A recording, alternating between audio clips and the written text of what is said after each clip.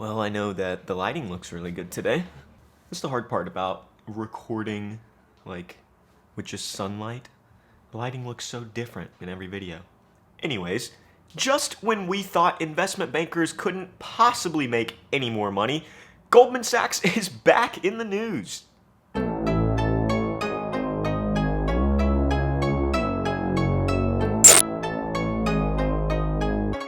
What's up, guys? It's your boy Jerome, back at it with another video. Well. Don't we just love when Goldman Sachs is in the news on this channel? They just keep making compensation sweeter and sweeter. Today, we are specifically talking about bonuses. And if you're excited to hear me finally talk about bonuses on this channel, then make sure to smash that like button down below for the YouTube algorithm and so I know that I should continue making videos like this one. Now, investment banking bonuses is one topic that I've tried to steer clear of in the past on this channel just because there's so much disparity in, one, the range of what the bonus could actually be, but two, what they're actually like in real life versus the numbers that you can find on the internet. But I think it's pretty safe to say that typically banking salaries range between 80 and 100% of your base salary. So, for example, for a first-year associate that has worked their full year at Goldman Sachs, they would have a base salary of $150,000, and then at the end of the year, they'd get a bonus for an additional $150,000, bringing their total compensation up to $300,000. Now, that's in a regular year. But 2021 was anything but regular for investment banking.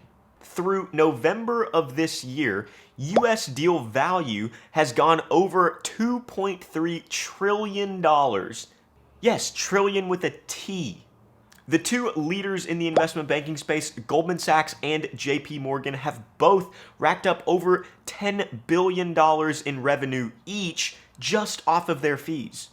Goldman is up 65% year over year, and JP Morgan is up 41%. And this year, since they had historically high revenues, both of them have announced that they're going to be increasing their end-of-year bonus pools. Goldman is expected to increase it by 50% and JP Morgan by 40%. Let me break down what this actually means. That means if you got a 100% bonus last year, this year you can expect to get 150% bonus. I think I might pass out. I'm gonna pause and let that sink in. 150%. Now, of course, I'm simplifying it a little bit because I'm sure they've hired more people, so the split from the bonus pool isn't gonna be exactly the same as it was last year. But it's still a pretty good estimation. So going back to that example of the first-year associate at Goldman Sachs from the beginning of this video, this year, a first-year associate at Goldman Sachs would get $150,000 base salary and then an additional $225,000 as a year-end bonus, bringing their total compensation up to $375,000.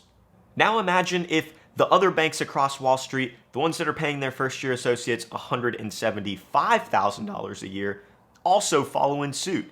Those first-year associates are going to be making well over $400,000 if this bonus structure stays true across the board. Good for you, Goldman, and good for you, J.P. Morgan, and good for all the bankers that work there because I'm sure you guys have all worked 100+ hour weeks, basically all year, so very well deserved. Congratulations. Thank you guys for watching this video. If you enjoyed it, make sure to smash that like button down below, subscribe to the channel, and share this video with your friends. And you know what? Leave me a comment on what you think. Do you think these bonuses are well deserved this year, or do you think bankers are getting paid too much? As always, I'm Jerome with All Things Tech and Finance, and I'll catch you guys next time. Peace.